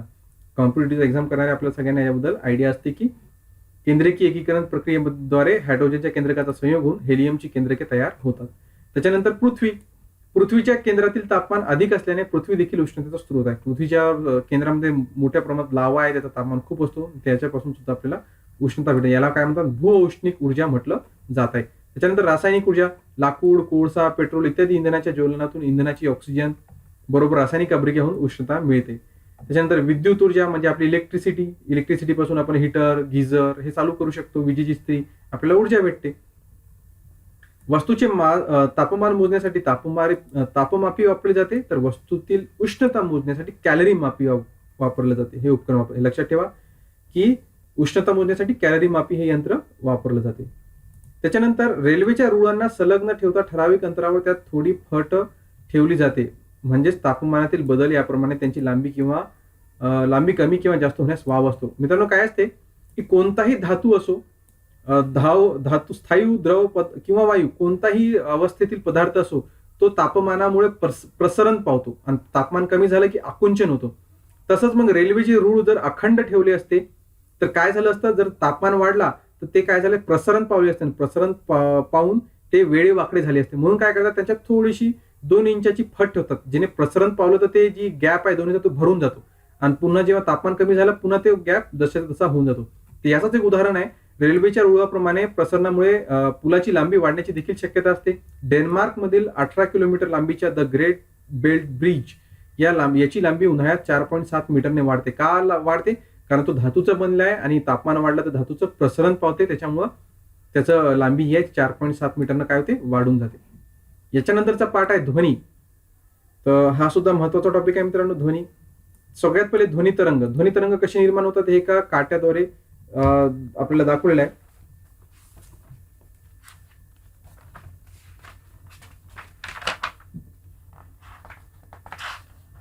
त्याला फोर्क असं सुद्धा म्हणतात.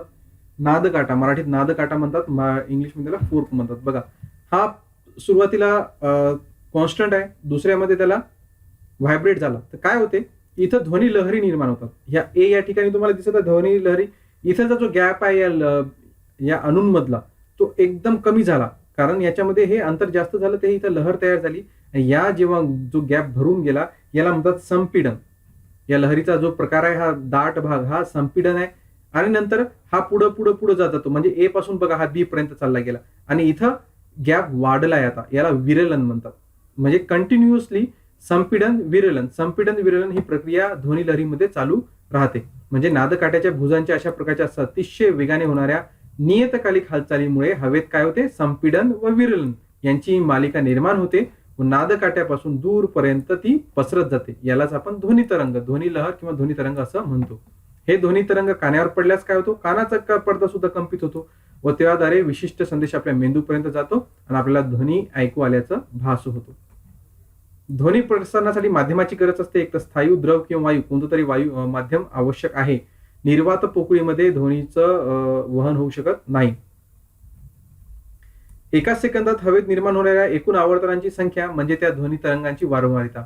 एका सेकंदात हवेत निर्माण होणाऱ्या एकूण आवर्तनाची संख्या म्हणजे त्या ध्वनी तरंगाची वारंवारिता.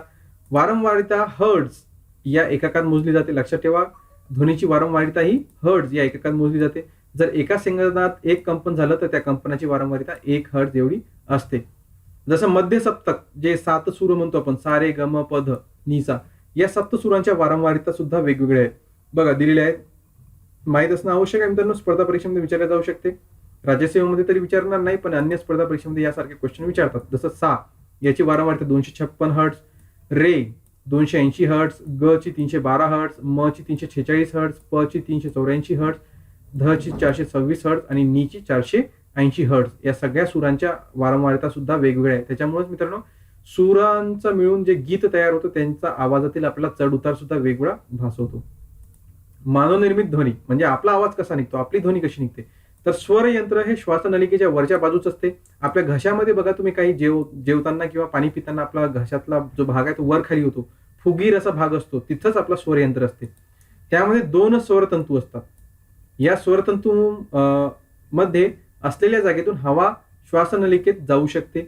फुफ्फुसातील हवा जेव्हा या जागेतून जाते तेव्हा स्वरतंतू कंप पावतात व ध्वनीची निर्मिती होते. म्हणजे बघा, व्हायब्रेशन फार आवश्यक आहे ध्वनी निर्मितीसाठी. मग आपले स्वरतंतू काय होतात, फुफ्फुसातून निघणाऱ्या हवेमुळे कंप पावतात आणि आपली ध्वनीची निर्मिती होते.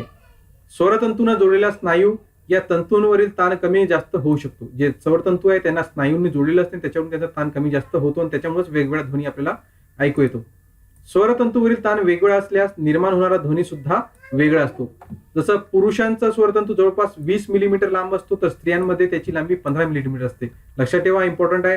पुरुषांचा स्वरतंतू 20 मिलीमीटर लांब आणि स्त्रियांचा 15 मिलीमीटर लांब असू शकतो आणि लहान मुलांमध्ये तर अजूनही लहान असतो. याच्यामुळेच बघा, पुरुषांचा आवाज वेगळा, स्त्रियांचा आवाज वेगळा, लहान मुलांचा आवाज हा वेगळा आपल्याला ऐकू येतो. हे त्याच्या पाठीमागचं कारण आहे. त्याच्यानंतर ध्वनिक्षेपकापासून ध्वनी निर्मिती. ध्वनिक्षेपकात एक कायमचा चुंबक असतो. त्याच्या भोवती गुंडाळलेल्या कुंतलातून विद्युत प्रवाह झाल्यास त्यामुळे चुंबकीय क्षेत्र तयार होतो. इथे कुंतलाद्वारे निर्माण झालेल्या चुंबकीय क्षेत्रानुसार ते कुंतल मागे पुढे हलू लागते कुंतलाचे हलणे म्हणजे त्याची वारंवारता आणि आयाम, त्यातून वाहणारा विद्युत प्रवाह कशा प्रकारे बदलत आहे त्यावर त्याचं अवलंबून असते. आणि याच कुंतलातून जोडलेल्या ध्वनी क्षेपकाच्या पडद्याची मागे पुढे हालचाल होऊ लागते आणि आपल्याला ध्वनी ऐकू येतो. हा ध्वनी क्षेपकातून ध्वनी निर्मिती होते, याचा हा फॉर्म्युला आहे.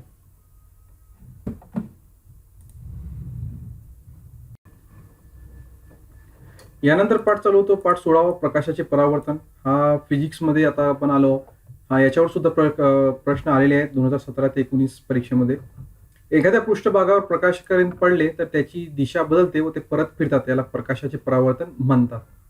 जे प्रकाश किरण कोणत्याही पृष्ठभागावर पडतात त्यांना आपाती किरण म्हणतात. आपाती किरण पृष्ठभागावर ज्या बिंदूवर पडतात त्या बिंदूला आपतन बिंदू म्हणतात. तर पृष्ठभागावरून परत फिरणाऱ्या किरणास परावर्तित किरण म्हणतात. जसं की आकृतीमध्ये तुम्ही बघा, हा किरण या पृष्ठभागावर पडत आहे, हा झाला आपाती किरण. त्याच्यानंतर ज्या बिंदूवर पडलं तो झाला आपतन बिंदू.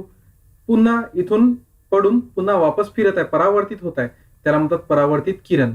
आणि मधामध्ये असती, जर आपण या ठिकाणी लंब काढला तर याला ही स्तंभिका असते. आणि या स्तंभिकेच्या सोबत आपतन किरण आपतन कोन तयार करतो आणि परावर्तित किरण या स्तंभिकेसोबत परावर्तन कोन तयार करतो. हा आपतन कोन आय न दर्शवतात आणि परावर्तन कोन आर न दर्शवतात. आणि आपतन आणि परावर्तन कोन हे समान मापाचे असतात. हे 3 नियम आहे. आपतन कोन परावर्तन कोन समान मापाचे असतात. आपाती किरण परावर्तित किरण व स्तंभिका एकाच प्रतलात असते. आणि आपाती किरण व परावर्तित किरण स्तंभिकेच्या विरुद्ध बाजूला असतात. बघा, आपाती किरण इकडं, परावर्तित किरण म्हणजे विरुद्ध बाजूला स्तंभिकेच्या. प्रकाशाचे नियमित परावर्तन व अनियमित परावर्तन असे 2 प्रकार पडतात. म्हणजे नियमित परावर्तन अनियमित परावर्तन म्हणजे जर सपाट पृष्ठभाग आहे तर हा जो आता इथं जे होत आहे परावर्तन हा नियमित परावर्तन आहे. पण जर खडबडीत भाग असला तर तो अनियमित परावर्तन असतो. आणि त्याच्यामध्ये अँगल ऑफ इन्फ्रॅक्शन आणि रिफ्लेक्शन हा वेगवेगळा असतो. त्याच्यानंतर आहे मानवनिर्मित पदार्थ, पाठ 17. त्याच्यामध्ये मानवनिर्मित सगळ्यात पहिलं सांगितलं प्लास्टिक. आकार्यता गुणधर्म असणारे व सेंद्रिय बहुवारिकापासून बनवलेले मानवनिर्मित पदार्थ म्हणजे प्लास्टिक होय. लक्षात ठेवा, अकार्यता गुणधर्म सेंद्रिय बहुवारिकापासून बनलेला मानवी पदार्थ म्हणजे प्लास्टिक. सगळ्यात प्लास्टिकची रचना एकसारखी नसते, काहीची रचना रेखीय तर काहीची चक्राकार असते.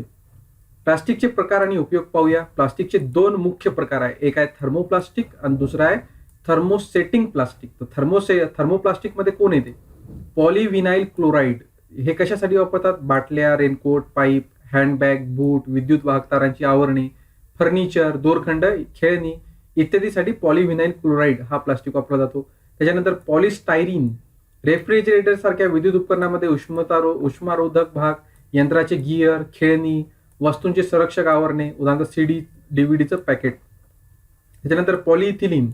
दुधाच्या पिशव्या, पॅकिंगच्या पिशव्या, मऊ गार्डन पाईप इत्यादी. हे विचारतात परीक्षेत की दुधाच्या पिशव्यांसाठी कोणतं प्लास्टिक वापरतात, ते आहे पॉलिइथिलीन.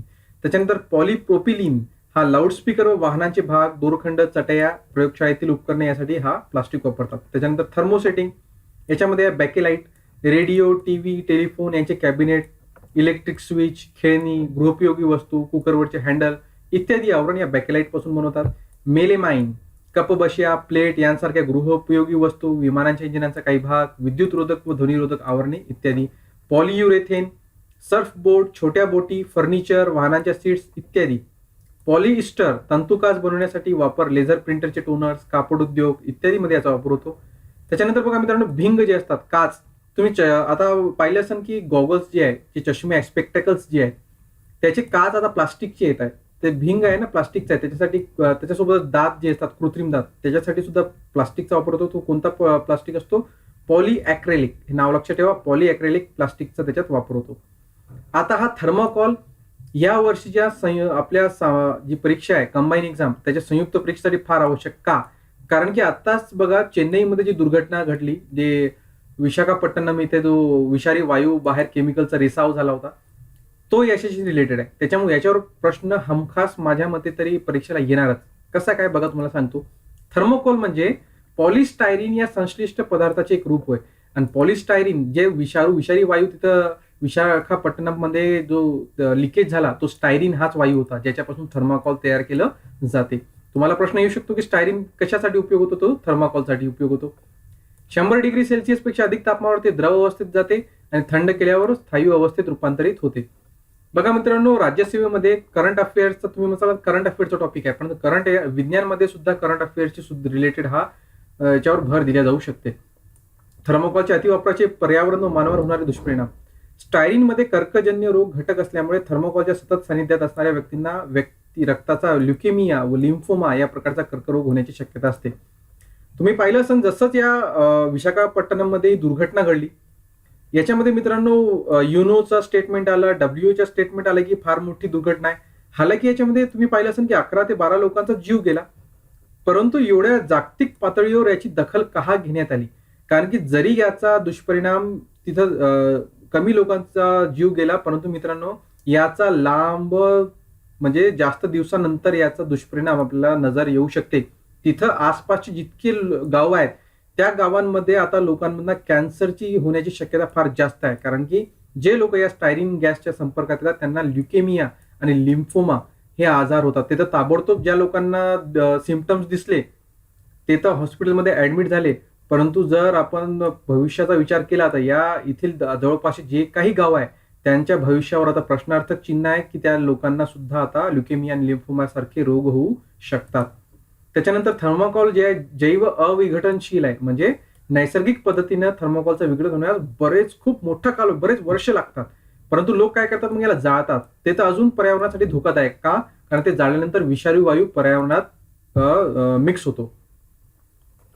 त्याच्यानंतर समारंभामध्ये जेवण, पाणी, चहा यासाठी लागणाऱ्या पत्रावळी, कप, ग्लास थर्मोकॉल पासून बनवले जातात. त्याचा परिणाम आरोग्यावर होतो. कारण आता पाहिलं मित्रांनो आपण की 100 डिग्री सेल्सिअस पेक्षा अधिक तापमानावर थर्मोकॉल काय होतो, वितळतो. आणि त्याच्यामध्ये स्टायरीन आहे, आणि स्टायरीन हा विषारी वायू आहे, त्याच्यामुळे कॅन्सर होतो. जर तुम्ही एखादं गरम लग्न समारंभामध्ये थर्मोकॉलच्या ग्लासमध्ये चहा पिली, तापमान 100 डिग्रीवर गेला तर तो वितळायला सुरुवात होईल. किंवा वरण वगैरे काही टाकलं गरम तर तो वितळणार, आणि तो जर त्या वरणामध्ये मिक्स झाला तर आपल्याला सुद्धा कॅन्सर होऊ शकतो. त्याच्यानंतर थर्मोकॉल बनवणाऱ्या कंपनीत काम करणाऱ्या व्यक्तीच्या शरीरावर त्या स्टायरीनच्या संपर्कात आल्यामुळे डोळे, श्वसनसंस्था, त्वचा, पचनसंस्थेचे आजार संभवण्याची शक्यता असते, आणि गर्भवती महिन्यानंतर गर्भपात होण्याचाही धोका असतो. म्हणजे फार विषारी असा वायू आहे. त्याच्यामुळेच वर्ल्ड लेवलवर याची दखल घेण्यात आली, जी विशाखापट्टणमला जी मोठी दुर्घटना झाली. आणि द्रवरूप स्टायरीनमुळे तर त्वचा सुद्धा भाजण्याचा धोका असतो. त्याच्यानंतर आहे काच. हा सुद्धा मानवनिर्मित पदार्थ आहे. काच म्हणजे काय? काच म्हणजे सिलिका आणि सिलिकेट यांच्या मिश्रणातून तयार झालेला अस्फटिकी टणक पण ठिसूळ घन पदार्थ. सिलिका म्हणजे SiO2 याचं रासायनिक सूत्र. त्यालाच आपण वाळू असे सुद्धा संबोधतो. काच कसा बनते? निर्मिती. काच बनवण्यासाठी वाळू, सोडा, चुनखडी आणि अल्प प्रमाणात मॅग्नेशियम ऑक्साईड यांचे मिश्रण भट्टीमध्ये तापवतात. वाळू म्हणजे सिलिकॉन डायऑक्साईड वितळण्यास सुमारे 1700 डिग्री सेल्सिअस तापमानाची गरज असते. कमी तापमानावर मिश्रण करण्यासाठी मिश्रणात टाकाऊ काचेचे तुकडे घालतात. त्यामुळे 850 डिग्री सेल्सिअसवरच ते सगळं वितळून जाते, आणि मिश्रणातील सर्वच पदार्थ द्रव पदार्थात गेल्यानंतर ते 1500 डिग्री सेल्सिअस पर्यंत तापवून एकदम थंड केले जाते. आणि एकदम थंड केल्याने काय होते की मिश्रण स्फटिक रूप घेत नाही, तर एकजिन्सी स्फटिकी पारदर्शक रूप प्राप्त होते. याला सोडा लाईम काच म्हटलं जाते. काचेचे प्रकार आहे, त्याच्यातला पहिला प्रकार आहे सिलिका काच.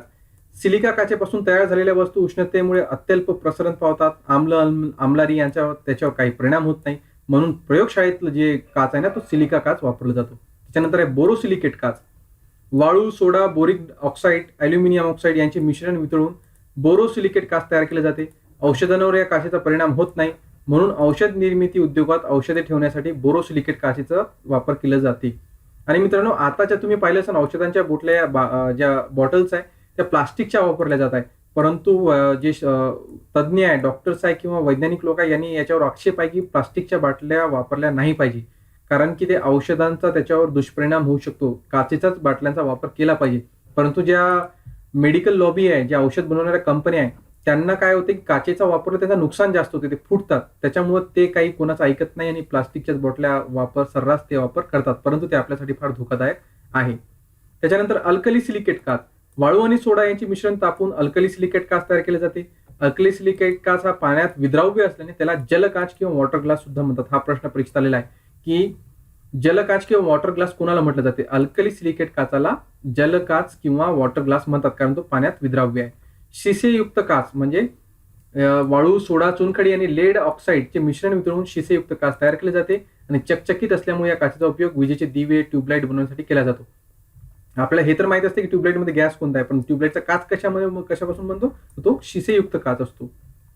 प्रकाशीय काच वाळू, सोडा, चुनखडी, बेरियम ऑक्साईड आणि बोरॉन यांच्या मिश्रणातून प्रकाशीय काच तयार केला जातो. चष्मे, दुर्बीण, सूक्ष्मदर्शी यांची भिंगे बनवण्यासाठी शुद्ध काच गरजेची असते. आणि रंगीत काच सोडा लाईम काच रंगहीन असते. त्याला विशिष्ट रंग येण्यासाठी काच करताना मिश्रणात धातूचे ऑक्साईड मिसळले जाते आणि रंगानुसार वेगवेगळे ऑक्साईड वापरतात. जसं निळसर हिरवी काचेसाठी फेरस ऑक्साईड, लाल रंगाची काच मिळवण्यासाठी कॉपर ऑक्साईड मिळवलं जाते. त्याच्यानंतर संस्कारित काच काचेची उपयुक्तता आणि गुणवत्ता वाढवण्यासाठी तिच्यावर काही विशिष्ट संस्कार केले जातात. त्यातूनच स्तरित काच, प्रबलित काच, सपाट काच, तंतुरूप काच, फेन काच, पारदर्शक काच तयार केली जातात. आणि नंतरचा जो पार्ट आहे तो आहे परिसंस्था. बघा, परिसंस्था म्हणजे काय? परिसंस्थेमध्ये सजीव निर्जीव सगळ्यांची मिळून परिसंस्था म्हणते, पण त्यांना सजीव निर्जीव न म्हणता अजैविक घटक आणि जैविक घटक म्हटलं जाते. अजैविक मध्ये मग दोन गोष्टी, भौतिक आणि रासायनिक. भौतिक कोणत्या? हवा, पाणी, बाष्प, खनिजे, मृदा, सूर्यप्रकाश या सगळ्या भौतिक घटक. मग रासायनिक घटक कोणते? त्याच्यामध्ये पुन्हा दोन, असेंद्रिय पदार्थ, सेंद्रिय पदार्थ. असेंद्रिय हायड्रोजन, ऑक्सिजन, नायट्रोजन, कॅल्शियम, लोह, पोटॅशियम. आणि सेंद्रिय प्रथिने, कर्बोदके आणि स्निग्ध पदार्थ. त्याच्यानंतर जैविक. जैविक मध्ये स्वयंपोषी आणि परपोषी दोन भाग. स्वयंपोषी कोणते? उत्पादक, हिरव्या वनस्पती. परपोषी मध्ये भक्षक. भक्षक मध्ये प्राणी, प्राथमिक भक्षक, द्वितीय भक्षक आणि तृतीय भक्षक. आणि शेवटी विघटक, सूक्ष्मजीव. आता सूक्ष्मजीवांना विघटक का म्हणतात? बघा, सूक्ष्मजीव हे मृत वनस्पत्यांच्या, प्राण्यांच्या अवशेषातील सेंद्रिय पदार्थाचे पुन्हा असेंद्रिय पोषक द्रव्यांमध्ये रूपांतर करतात, म्हणून त्यांना विघटक म्हटलं जाते. म्हणजे कर्बोदके, प्रथिने यांचं ते विघटन करतात आणि त्यांचं oxygen, hydrogen, carbon dioxide, hydrogen oxygen मध्ये, नायट्रोजन मध्ये रूपांतर करतात, म्हणून त्यांना विघटक म्हटलं जाते. बघा, परिसंस्थेतील प्रत्येक सजीव त्या परिसंस्थेत राहताना, कार्य करताना विशिष्ट भूमिका बजावत असतो. या परिसंस्थेतील इतर सजीवांच्या संदर्भात स्थान व तो बजावत असलेली भूमिका याला निश म्हणतात. परिसंस्थेमधला प्रत्येक घटक, जसा की फॉर एक्झाम्पल एखादा गुलाबाचं झाड आहे, तो परिसंस्थेमधून काय घेतो? ऑक्सिजन घेतो. परंतु तो नुसतं घेत नाही, तर परिसंस्थेला देत सुद्धा असतो. काय देतो? मग परिसंस्थेमध्ये राहणारे इतर घटक, जसे की कीटकांना काय करतात? समजा मधमाशी आहे, त्याच्यापासून ते रस प्राप्त करते, स्वतः तो ऑक्सिजन सुद्धा देतो, आहे ना. तर तो स्वतः तर फायदा उचलतो, पण परिसंस्थेला सुद्धा काहीतरी देत असतो. या भूमिकेला निश असं म्हटलं जाते.